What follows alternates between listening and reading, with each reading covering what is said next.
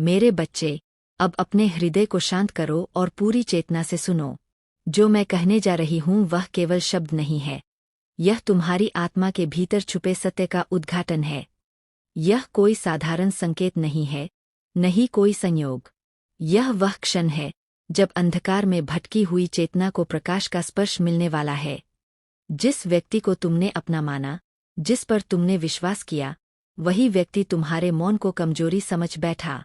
वह तुम्हारी आंखों में छिपे दर्द को पर नहीं पाया या परना नहीं चाहता था। उसने यह मान लिया कि तुम हर बार सह जाओगे, हर बार माफ कर दोगे, हर बार खुद को पीछे कर लोगे। लेकिन मेरे बच्चे, हर आत्मा की एक सीमा होती है, और जब उस सीमा को बार बार कुचला जाता है, तब मैं प्रकट होती हूँ। तुम्हें लगता था कि वह मजबूत है, कि उसके शब्दों में सच्चाई है, कि उसका साथ तुम्हारी सुरक्षा है।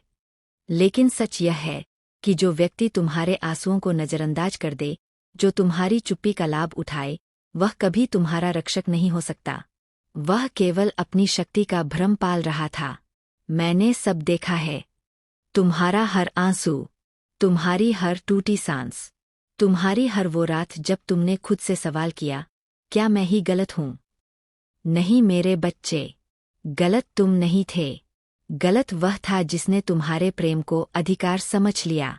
अब उसके जीवन में वह हलचल शुरू हो चुकी है जिसे वह समझ नहीं पा रहा।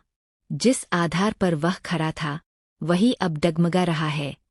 जिन बातों पर उसे घमंड था, वही अब उसके लिए पीड़ा बन रही है। उसकी नींद टूट चुकी है, उसका मन अशांत है, और उसका अहंकार दरक चुका है। वह समझ नहीं पा रहा कि अचानक सब कुछ क्यों बदल गया। लेकिन यह अचानक नहीं है। यह कर्मों का उत्तर है। मेरे बच्चे, मैं बदला नहीं लेती, मैं न्याय करती हूँ। जो दर्द उसने तुम्हें दिया, वह व्यर्थ नहीं गया।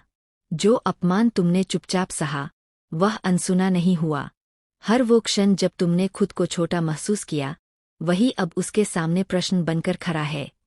अब वह तुम्हारे पास आएगा, टूटे हुए शब्दों के साथ, डरी हुई आंखों के साथ, और पछतावे से भरे हृदय के साथ।